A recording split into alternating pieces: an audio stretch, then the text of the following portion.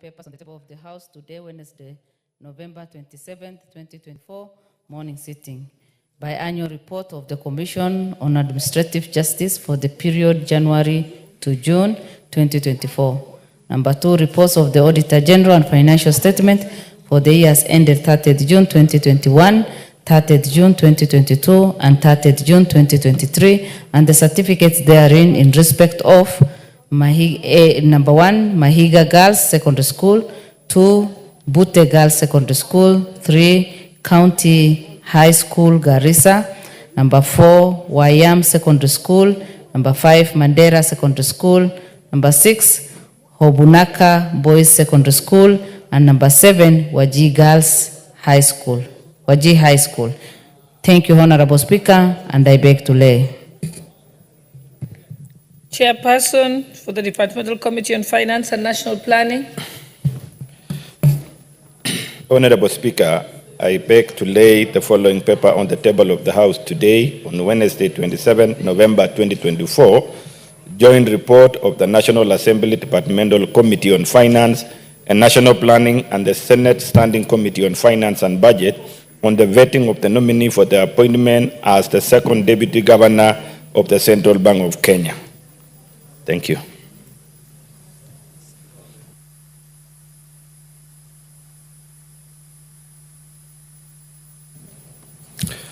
Order number 6, notices of motion. Chairperson, Departmental Committee on Finance and National Planning. Thank you so much. May give your notice of motion. Madam Speaker, Honorable Speaker, I beg to give notice of the following motion. That taking into account consideration the findings of the Joint Committee of the National Assembly Departmental Committee of Finance and National Planning and the Senate Standing Committee on Finance and Budget in its report on the vetting of the nominee for appointment as Deputy Governor of the Central Bank of Kenya laid on the table of the House on Wednesday, 27 November 2024, and pursuant to Section 113B, subsection 1 of the Central Bank Act, Cap 491, and Section 3 and 8 of the Public Appointments Parliamentary Approval Act 2011, this House approves the appointment of Mr. Gerald Nyaoma Arita as the second Deputy Governor of the Central Bank of Kenya. Thank you. Thank you. Next order. Order number 7, questions and statements.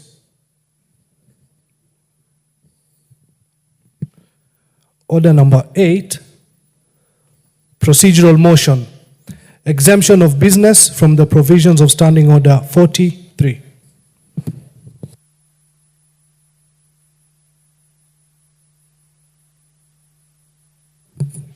Thank you very much, Honorable Speaker. Honorable Speaker, I beg to move that this House resolves to exempt the business appearing as order numbers 11, 12, 13, 14, 15, 16, 1, and 17 in today's order paper from the provisions of Standing Order 43, being a Wednesday morning, a day allocated for business not sponsored by the majority or minority party or business sponsored by a committee. Honorable members, Honorable Speaker,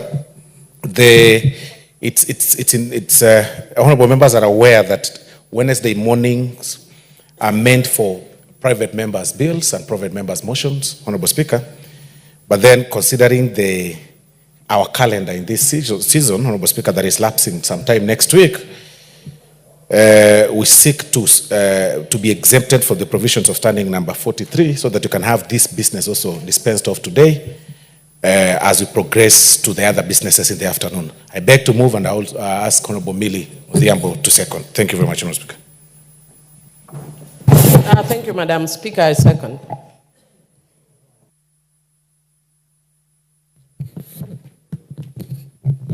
Honorable members, I now propose the question that this House resolves to exempt the business appearing as orders number 11, 12, 13, 14, 15, 16, 1, and 17 in today's order paper from the provisions of Standing Order 40, subclause 3, being a Wednesday morning, a day allocated for business not sponsored by the majority or minority party or business sponsored by the committee. Okay. The mood of the House, I should put the question. Honorable members, I now put the question that this House resolves to exempt the business appearing as orders number 11, 12, 13, 14, 15, 16, 1, and 17 in today's order paper from the provisions of Standing Order number 40, subclause 3, being a Wednesday morning, a day allocated for the business, not sponsored by the majority or minority party, or business sponsored by a committee. Will as many as of that opinion say aye? Aye. Will as many as of the contrary opinion say nay? The ayes have it. Next order. Order number 9, the Environmental Management and Coordination Amendment Bill, National Assembly Bill number 66 of 2023. Question to be put. Honorable members, I now put the question that the Environmental Management and Coordination Amendment Bill, National Assembly Bill number 66 of 2023 be read a second time. Will as many as of that opinion say aye? And will as many as of the contrary opinion say nay? The ayes have it. Next order. A bill for an act of parliament to amend the Environmental Management and Coordination Act and for connected purposes. Next order. Order number 10, motion, comprehensive reforms of education bursary schemes to ensure free basic education in Kenya. Question to be put. Honorable members, I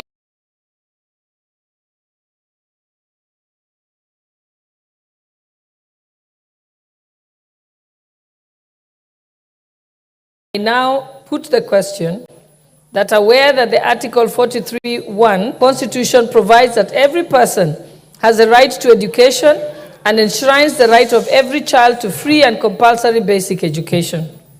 Further aware that the Kenya Vision 2030 identifies education as a crucial component for the transforming of the country into a globally competitive nation, and appreciating that bursaries play a vital role in supplementing funding for enhancing access to education, particularly for students from disadvantaged backgrounds, and contributes to the realization of universal education. Noting that various education bursaries exist in the country, including the ward-based level sub-bursary, the county government bursary, the National Government Constituencies Development Fund, the National Government Affirmative Action Fund, and the Presidential Secondary School Bursary. Further noting that the evolution of the bursary schemes from centralized to community-based administration aim to enhance the educational access and equity and responsiveness to local needs, and concerned that despite these efforts, the current bursary system faces numerous challenges, including lack of standardized and transparent selection criteria, delay in disbursement of funds, and insufficient coverage of education costs, leading to gaps in support. And further concerned that these challenges have resulted in persistent disparities in education access, increased dropout rates, particularly in secondary schools due to financial constraints, and strain on the household incomes as families struggle to meet educational expenses not covered by bursaries, and acknowledging that the implementation of the community-based bursary scheme has not fully achieved its intended objective. Hence, the need to reevaluate the current bursary systems with a view to ensure equitable and free access to quality education for all students, and cognizant that the duty of the government to provide free basic education can best be achieved by consolidating education funds and directly remitting to public schools. And now, therefore, this House urges that the government, through the Ministry of Education, in collaboration with the relevant stakeholders, undertakes a comprehensive overhaul of the education bursary system with a view to collapse all bursary schemes and allocate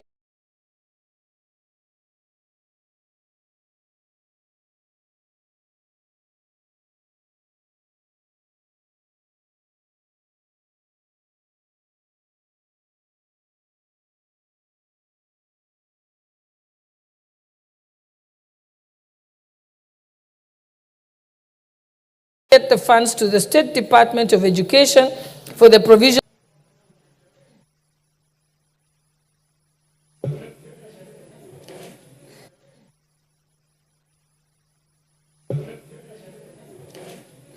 Honorable members, I now put the question that pursuant to the provisions of Article 113(2) of the Constitution and Standing Order number 153, this House adopts the report of the Mediation Committee on the Division of Revenue Amendment Bill, National Assembly Bill number 38 of 2024, laid on the table of this House on Monday, 25th November 2024, and approves a mediated version of the Division of Revenue Amendment Bill, National Assembly Bill number 38 of 2024. Will as many as of that opinion say aye? Aye. Will as many as of the contrary opinion say nay? The ayes have it. Order number 12, motion, report of the Committee of the Whole House on the Coffee Bill, Senate Bill number 10 of 2023. Question to be put. Honorable members, I now put the question that this House do agree with the report of the Committee of the Whole House on its consideration of the Coffee Bill, Senate Bill number 10 of 2023, subject to recommittal of clauses 8 and 79. Will as many as of that opinion say aye? Aye. Will as many as of the contrary opinion say nay? The ayes have it. Next. Order number 13, special motion, consideration of nominees for appointment to the Independent Policing Oversight Authority.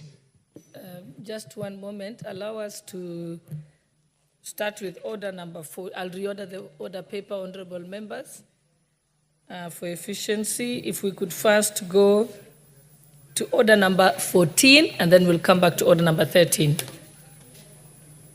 Let's go to order number 14. Order number 14, special motion, consideration of nominees for appointment to the Commission on Administrative Justice.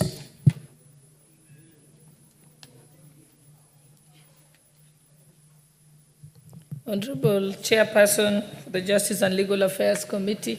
Thank you. Thank you very much, Madam Speaker.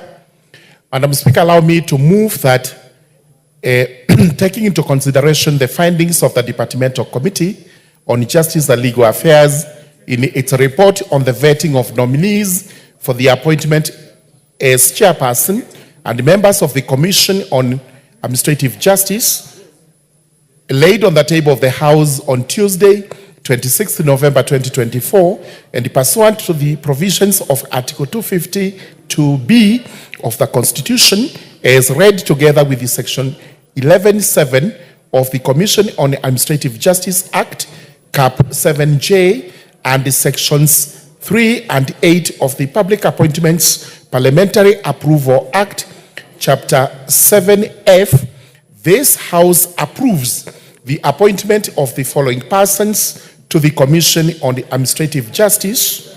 That is to say, Mr. Charles Orinda Dulo, Chairperson, Honorable Charles Njagwa Kanyi, Member, and Ms. Dorothy Jematol Kimegich, Member.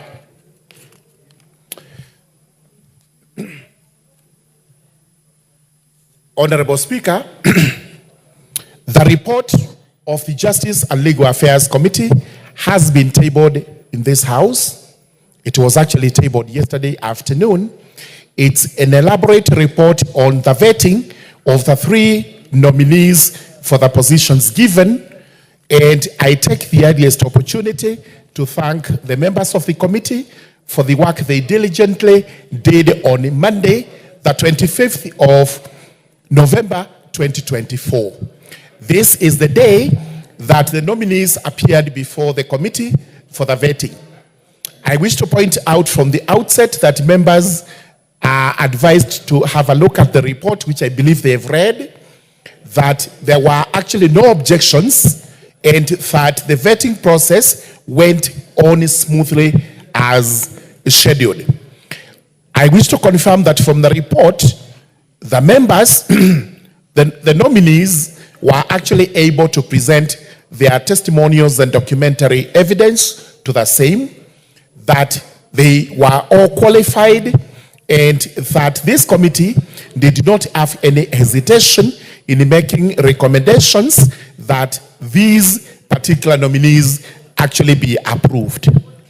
We begin with the nominee for the chairperson, Mr. Charles Orida Dulo, who is a lawyer by profession, an advocate of the High Court of Kenya, and a lecturer in Daystar University. He demonstrated that he has knowledge of what it takes to head the Commission on Administrative Justice. This is a commission popularly known as the Ombudsman. Not many people know about the Ombudsman. Not many people know about the Ombudsman, but it's important to know that as we continue budgeting for this constitutional office, we are making a provision for monies so that it is decentralized, it goes into the counties, and it is able to take care of government maladministration. The second person was Honorable Charles Njagwa, who is known to most of us here. He's a former member of parliament and is an expert in matters peace. He holds a degree in that particular area and he answered our questions satisfactorily. The third nominee is Ms. Dorothy Jemato Kimengich, who is also an advocate of the High Court of Kenya, demonstrated great knowledge of matters administrative, and eventually she actually convinced us that our expertise, having sat in the various tribunals, actually qualifies her to become a member. So having evaluated each and every one of these members, it is my plea to the House this morning that you actually approve all of them so that the committee is so that the commission is properly constituted and it goes back to perform its duties. I therefore urge you, honorable members, to approve the three nominees. With that, I beg to move and request Honorable Kandie, the member from Baringo Central, to second the motion. Thank you, Madam Speaker. After looking at the report of JLAC, I have come to the conclusion that the members who have been appointed are suitable, and I second, Madam Speaker.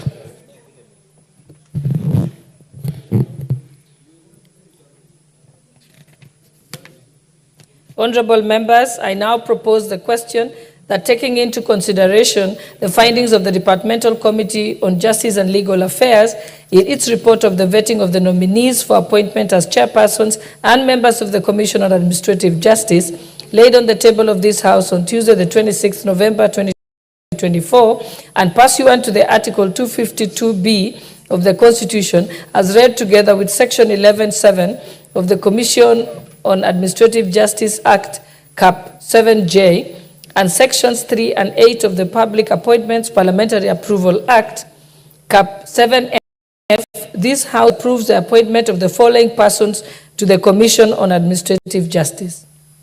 1, Mr. Charles Orinda Dulo, Chairperson. Honorable Charles Njagwa Kanyi, Member. And 3, Ms. Dorothy Jemator Kimengich, Member.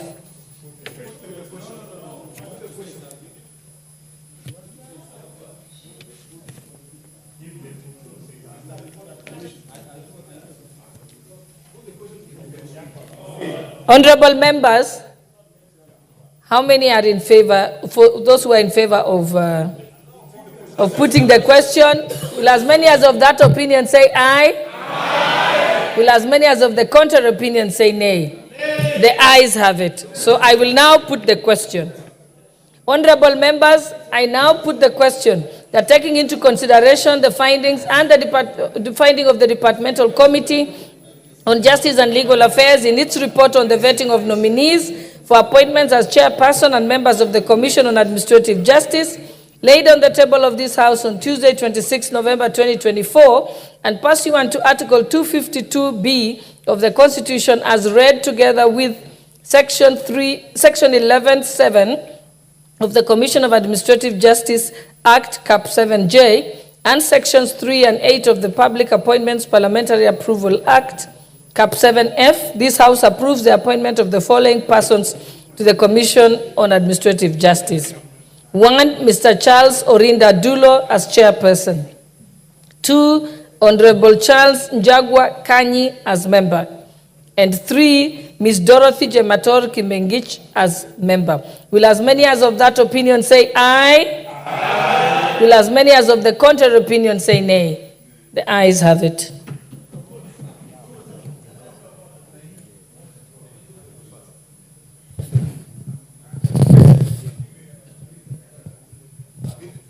What's your point of order? Thank you, Honorable Speaker. Honorable Speaker, I know we all want to pass these motions. It's important they are passed. But I think even the procedure is important, Honorable Speaker. This is a very important motion on an independent commission.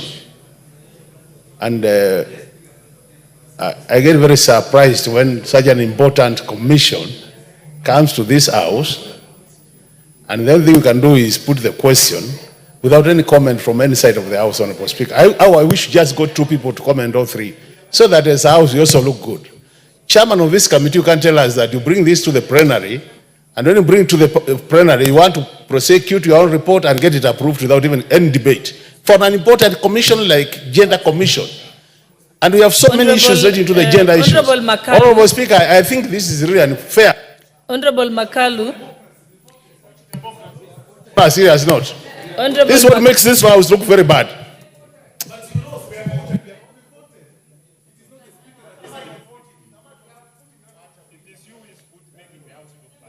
Honorable Makalu, I think you're making allegations against the House, which we are using the same procedure that we normally use. So I'll ask that we move to the next order, Order 14. Order number 13, special motion, consideration of nominees for appointment to the Independent Policing Oversight Authority.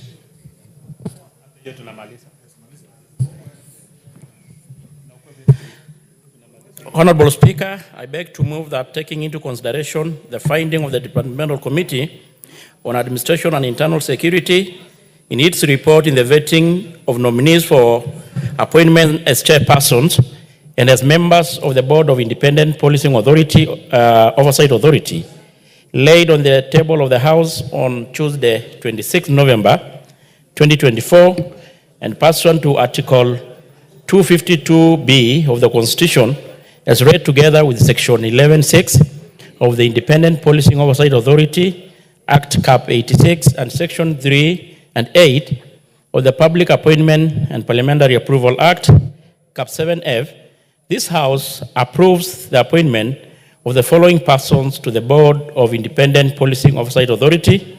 1, Mr. Hamed Isaac Hassan, CBS, as a chairperson.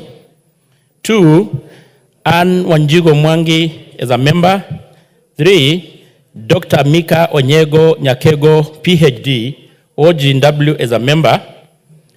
4, Mr. Boniface Kipkemoi Samati as a member. 5, Dr. Annette Mudola Mbogo as a member. 6, Honorable John Mushiri Nyaga, HSC as a member. And Mr. Ken Williams Nyakomita, OGW, as a member. And Ms. Jacqueline Lucalo Mwenezi as a member. Honorable Speaker, a vide communication on Wednesday, 13 November 2024 conveyed the message from His Excellency the President to the House nominating the said persons for the said positions.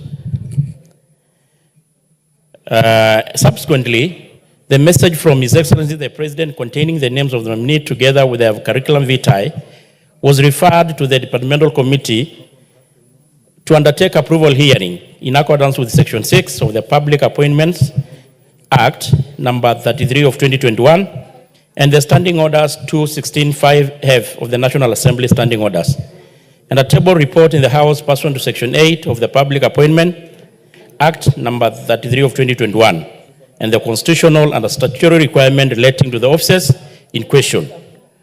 Of course, the stability of the nominees for a proposed appointment relating to the offices in question, stability of the nominees, their abilities, experience, and qualities needed for the office in question. To be specific, I-Power. Further, the committee examined the nominees' academic credentials, relevant professional trainings, work experience, knowledge of the sector issues, and personal integrity in accordance to Section 6, 7, and 8 of the Public Appointment and Parliamentary Approval Act 33 of 2021. Honorable Speaker, this notification was followed up with letters to the nominees inviting them to attend the approval hearing and requesting them to submit their complete questionnaires set out in the schedule. Together with the clearance certificate from Ethics and Corruption, KRA, HELP, DCI, and ORPP. Honorable Speaker, relax, pause. Honorable Speaker, the advisement indicated their submission were to be also on that date, and pursuant to the provision of Article 118, Honorable Speaker, the National Assembly Standing Order Clerk of Assembly way of advisement, we did in the print media notify the general public of the intention of committee to conduct the approval hearing and asking them to submit memorandum. And I want to report, Honorable Speaker, that of all the 8 members, we received no memorandum against any, Honorable Speaker. And the Honorable Speaker, the committee on Friday banned the midnight oil to do the approval hearing of all the 8 members. And having carefully and thoroughly vetted or undertook the hearing, Honorable Speaker, the committee was so much overwhelmingly impressed by the level of experience, intellect of all the 8 nominees, Honorable Speaker. And I want to be very specific here, Honorable Speaker. Mr. Isaac Hassan, who was appointed for the position of the chairperson, is a holder of is a master's degree holder in policy and administration. Of course, he's a lawyer by training, and is well known as the father of IBC. We all remember very well this great Kenyan. And he had served in several managerial positions. He has done a lot of consultancy, even actually including in the UN and several international organizations. You know, Honorable Chair, The second, the members have actually read the report. It's rather you speak less and give a chance Okay. to members to contribute, so that members don't feel you're the only one who has spoken on this point. So cede the time to the other people to contribute. So, Honorable Speaker, as you directed, I want to say that the committee was satisfied in the issue of the stability of all the members, their stability of the members, their experience, their skills, and even more importantly also their integrity, having looked into the testimonial presented by government agencies. And with this, Honorable Speaker, I've got no doubt that the 8 persons are the best fitted to serve in IPOA and transform the institution as the civilian oversight to look into the accountability of our police service, who many a times has been accused, a few has been accused by the public. So there's 8 persons in the assessment and in the wisdom of this committee are the best people suited for the job. Honorable Speaker, with all this, I beg to move, and I now request the Honorable Francis Igei to second the motion. I thank you, Honorable Speaker.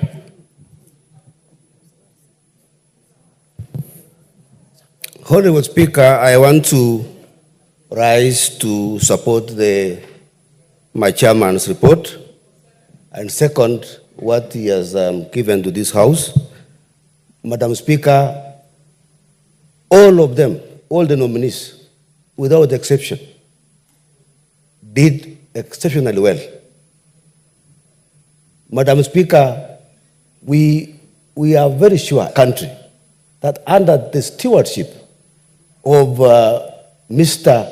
Isaac Hassan, who is a renowned lawyer of international repute, this IPOA, which plays a very critical role in oversighting the police, is going to play a very important role. We rely on this committee, on this authority, and Madam Speaker, I want to second. Thank you.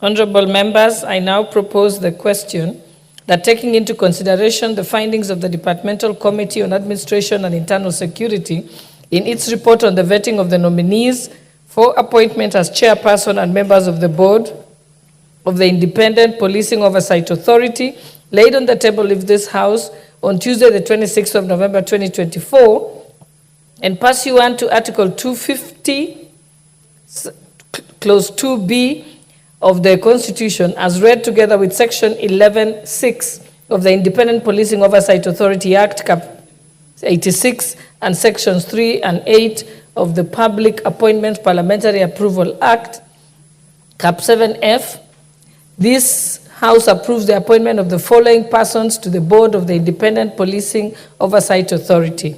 1, Mr. Ahmed Isaac Hassan, CBS, as chairperson. 2, Ms. Anne Wanjiku Mwangi as member. 3, Dr. Mika Ayengo Nyakengo, PhD, OGW, as member. 4, Mr. Boniface Kipkemboi Samati as member. 5, Dr. Annette Mudulo Mbogo as member. 6, Honorable John Mushiri Nyaga, HSC, as member. 7, Mr. Ken Williams Nyakomita, OGW, as member.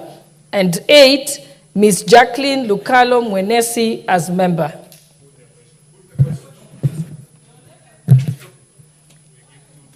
We can just give maybe 3 members a chance to speak, and maybe you can take 2 minutes each. Honorable Makale Muli. But like I said, if we want to be considerate, I think to be nice if the chairpersons allow the members to speak so that they are not the ones debating it by themselves. Then it becomes, the members will feel more included. Yes, Makale Mulu. Yeah, thank you very much, Honorable Speaker. Honorable Speaker, I really want to appreciate you are ruling to have a few members make a contribution to this important motion. Honorable Speaker, you know what we are discussing is independent commissions, and these are constitutional commissions, Honorable Speaker, which are actually playing a very key role in this country. And it is very important that the House pronounces itself on the issues of who are going to manage these institutions. Honorable Speaker, IPOA has been in existence for some time now, since we got this new constitution in 2013. And Honorable Speaker, I just want to raise about 3 issues relating to IPOA. We've seen in terms of performance, Honorable Speaker, there has been issues where a lot of Kenyans have complained to IPOA in terms of what the general police is doing to them. And I think in terms of how they have delivered in finalizing the cases, there has been issues, Honorable Speaker. And we would want to encourage the new commission which is coming on board, Honorable Speaker, the commissioners, to make sure that even as they look at their work, as they do their work, because they will have a lot of work, matters doing it in a timely manner is important for Kenyans. The second point, Honorable Speaker, is the issue of regional representation. The Constitution demands that when we are doing these commissions, Honorable Speaker, we need to be very keen on regional representation. And Honorable Speaker, there has been this matter where, since these things are coming here one by one, like now we have done the Gender Commission, now we are doing IPOA, I think time has come, Honorable Speaker, when as a House, because we oversight the executive, we started looking at these things in totality. We need to look at all the independent commissions and look at how is Kenya represented in these commissions in totality. Because, Honorable Speaker, we've seen a trend where a number of regions are actually being left out. There is exclusion of some regions. And this we cannot be promoting Kenya as a country when we have these issues. The third issue, Honorable Speaker, is the issue of gender representation. I think in terms of totality also, we need to find out how is gender represented in these commissions. Because to me, unless we address this in totality, then some regions and some gender will be disadvantaged. And now I wish, Honorable Speaker, that could be done as we now get to because now 6 years have ended for most commissions, that the chairs of this, the people oversighting and the people vetting can actually start looking at the totality. With those many remarks, Honorable Speaker, I support. Thank you.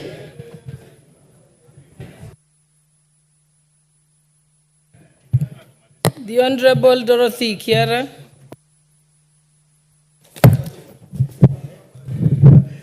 Thank you, Madam Speaker. Madam Speaker, I want to commend the Committee on Administration and Internal Security, and having listened to the Chair, Madam Speaker, I am convinced and satisfied that this particular committee did due diligence, and I'm too well satisfied that the nominees, the 8 nominees,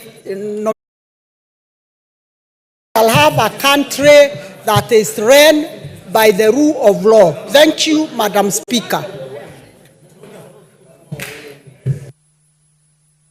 The Honorable Member for South Mukirango. Thank you very much, Honorable Speaker. Honorable Speaker, I also want to support this report by the committee, the Departmental Committee on Administration, Honorable Speaker, and put the facts straight. I have heard my colleague, Honorable Makali Mulu, say that appointments must have the face of Kenya. This is the true face of Kenya that I see here, Honorable Speaker. With the positions, when positions are 8, it is practically impossible to have 45 members of different communities feature in, Honorable Speaker. What then happens is that regions are considered. When you look at the Northeast, Honorable Speaker, it is here. When you look at the Central Kenya, Honorable Speaker, it is here. When you look at Eastern, it is here, Honorable Speaker. When you look at Nyanza, it is here. When you look at Rift Valley, it is here. Honorable Speaker, this is the true reflection of what really the face of Kenya looks like. He also talked about the gender, Honorable Speaker. I think he must have been reading the wrong list, Honorable Speaker, because with the list that has been presented here, Honorable Speaker, we have 3 awesome ladies, 3 awesome ladies among from the 8, Honorable Speaker. That clearly shows, Honorable Speaker, that this appointment really featured, or rather considered, the gender balance, Honorable Speaker. But more importantly, the challenge to the committee, the challenge to this oversight authority, Honorable Speaker, is now the workload that is ahead of them. The President made himself clear here. He pronounced himself against police abductions, illegal police abductions. We need to see this IPOA, or this authority, clearly showing us how they are going to curb the abductions that are done by the police, Honorable Speaker. It is very important. Number 2, Honorable Speaker, we need the IPOA not only to look at the mistakes or the challenges that are done by the police, Honorable Speaker, but also to check on their welfare. Some of the police officers, Honorable Speaker, are suffering from mental health.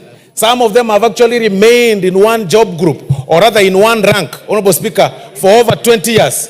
IPOA should not only be looking at the messes that are done by the police, but they should also defend the police against some bosses who look down upon them, some bosses who, seek favors, of course, maybe in kind or others in bribes, Honorable Speaker, to have them promoted or to have them supported, to push for promotion. So with those remarks, Honorable Speaker, I beg to support. Thank you very much.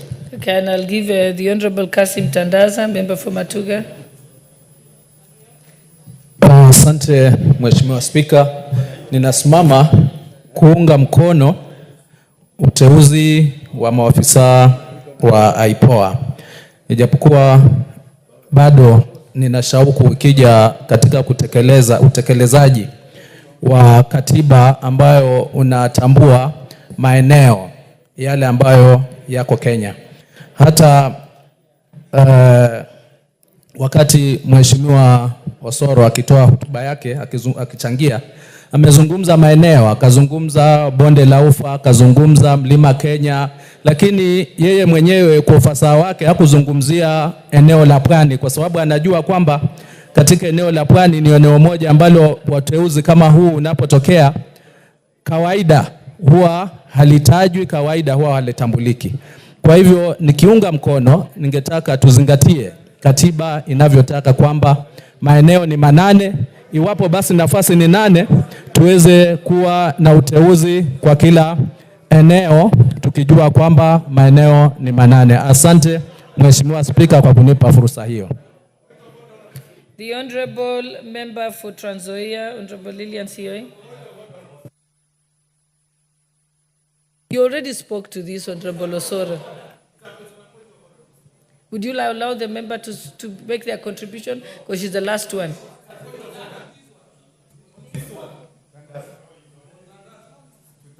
Okay, what's your point of order?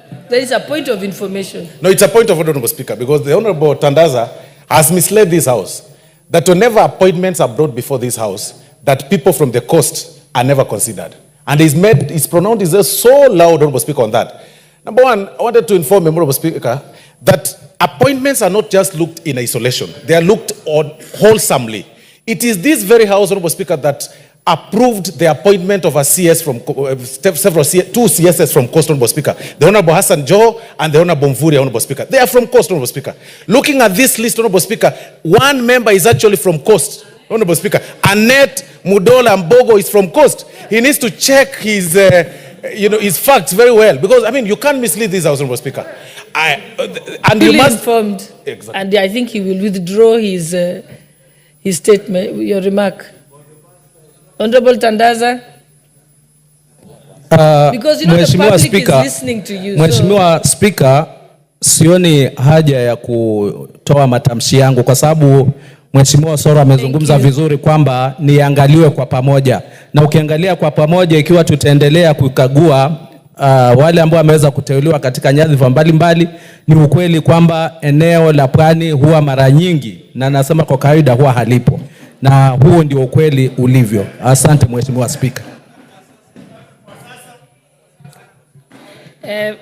Honorable Tandaza, you know we are talking about the current set of nominees. We are not talking about, now you're bringing in a different motion. Yes, Honorable COI, please proceed. Thank you, Madam Speaker, for giving me this chance. I want to support the nomination and approval of the below nominees, and more so to be specific on one, Anne Wanjiku Mwangi, who comes from my county and has been a nominated MCA previously. I want to assure this House that Anne Wanjiku Mwangi is one dedicated lady who is up to the task, and given opportunity, I know she can perform so well because she has always done the best when she was in Trans Nzoia. So, Madam Speaker, I want to applaud and appreciate and thank the President for this nomination and thank the committee for approving her, and I know she's going to do the best. Thank you.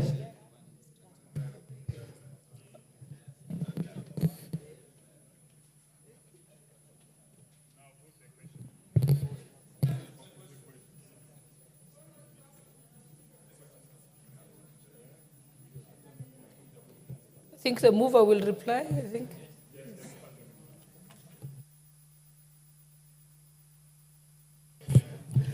Honorable Speaker, I want first to really appreciate members for debating objectively the nomination and approval of the 8 of them. And of course, it's true, as put by majority of members, IPOA is a very crucial institution. It is a civilian oversight that hold our police officers, our uniform officers to account when they go wrong. But at the same breath, Honorable Speaker, I want to correct what the whip had just said about our police officers doing abduction. Honorable Speaker, according to our constitution and our acts, our police officers are professional, they don't abduct, Honorable Speaker. I think, Honorable Tongoyo, you are misunderstanding what the South Mugirango MP said. He said at the moment when there's a lot of discussions about abductions, he hopes that the incoming police oversight, independent policing oversight authority will step up, because it's actually their job to deal with the issue of abductions, and the complaints on abductions should actually be directed at them. Or if there is challenge, if it is presumed that it is the police, and also if it is presumed that the police were in illegal killings. So that is, so he was just saying it in that jest. Yeah. He didn't accuse. Yeah, I want just to be on record, Honorable Speaker. Yes, but he did not accuse. Our accuse police officers are professionals. They don't object or abduct. Abductions are done by the criminals, and it's the duty of police officers to pursue. And of course, if there are rogues, a few officers that are unprofessional and unethical, it is the role of IPOA to step in and do what is expected of them. And I've got no doubt that the 8 are competent Kenyans, suitable with skills and experience to do the job assigned to them. And with this, Honorable Speaker, I beg to reply. Honorable members, I now put the question that taking into consideration the findings of the Departmental Committee on Administration and Internal Security in its report on the vetting of nominees for appointment as chairperson and members of the board of the Independent Policing Oversight Authority, laid on the table of this House on Tuesday, the 26th of November 2024, and pursuant to Article 252B of the Constitution, as read together with Section 11(6) of the Independent Policing Oversight Authority Act, Cap 86, and Sections 3 and 8 of the Public Appointments Parliamentary Approval Act, Cap 7F, this House approves the appointment of the following persons to the board of the Independent Policing Oversight Authority. 1, Mr. Ahmed Isaac Hassan, CBS, as chairperson. 2, Ms. Anne Wanjiku Mwangi as member. 3, Dr. Mika Ayego Nyakengo, PhD, OGW, as member. 4, Mr. Boniface Kipkemoi Samati as member. 5, Dr. Annette Mudalo Mbogo as member. 6, Honorable John Mushiri Nyaga, HHC, as member. And 7, Mr. Ken Williams Nyakomita, OGW, as member. And 8, Ms. Jacqueline Lukalo Mwenesi as member. Will as many as of that opinion say aye? Aye. Will as many as of the contrary opinion say nay? The ayes have it.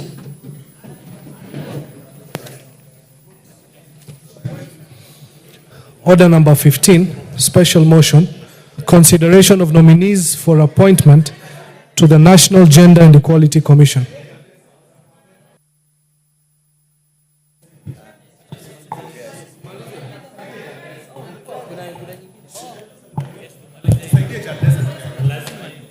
The chairperson for the Departmental Committee on Social Protection, or Honorable Hilary Koski, you're the one standing in. Okay. Thank you, Madam Speaker. Honorable Speaker, I beg to move that, taking into consideration the findings of the Departmental Committee on Social Protection in its report on the vetting of nominees for appointment as chairperson and as a member of the National Gender and Equality Commission, laid on the table of the House on Tuesday, 26th November 2024, and pursuant to Article 250 of the Constitution, Section 117 of the National Gender and Equality Act, Cap 7K, and Section 3 and 8 of the Public Appointments Parliamentary Approval Act, Cap 75, this House approves the appointment of the following persons to the National Gender and Equality Commission: Honorable Rehema Dida Jaldesa, chairperson; Mr. Michael Nzommo Mbituka as member. Honorable Speaker, pursuant to Article 250 of the Constitution, as read with Section 11 of the National Gender and Equality Commission, Honorable Rehema Dida Jaldesa and Mr. Michael Nzommo Mbituka for appointment as chairperson and member of the Gender and Equality Commission, respectively. Madam Speaker, in Comparable Act, the committee placed advertisement on the media on Thursday, 14th November 2024, informing members of the public of the nomination, date and time, and place of the approval hearing. The committee invited the public to submit memoranda by way of written submissions, and the committee had not received any memorandum from the public contesting the appointment of the nominees' suitability. Honorable Speaker,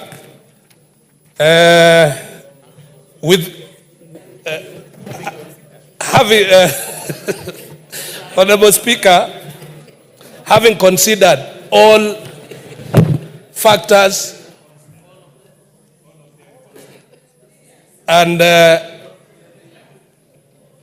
having gone through the approval hearing and gotten records from the independent arms, EACC, KRA, and all the other bodies, the committee found that the two members, the Honorable Dida Jaldesa, Rehema Dida Jaldesa, and the Honorable, and request Honorable Wainaina Wambugo to second.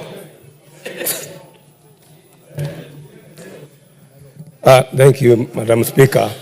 I'd like to second this one. Madam Speaker, I was there in that meeting and we vetted those two members and they were very qualified to do that on gender and equality commission. Thank you. I second.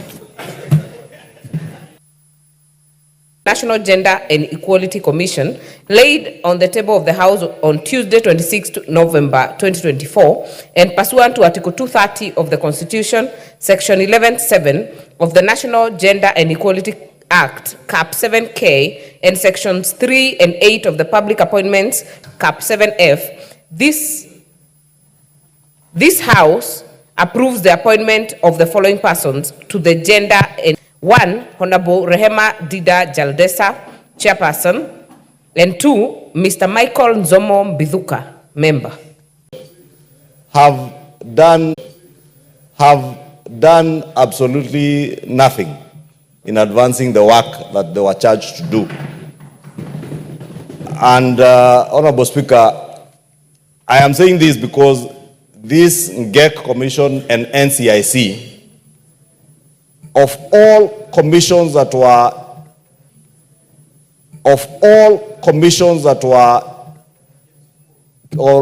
instituted by the new constitution or that came into being under the 2010 constitution, these two commissions have been, if they not up their game, we should be asking the country to consider dissolving this commission, that of NCIC, and consolidating all their functions. Now on this motion, Minority Whip. Thank you, Madam.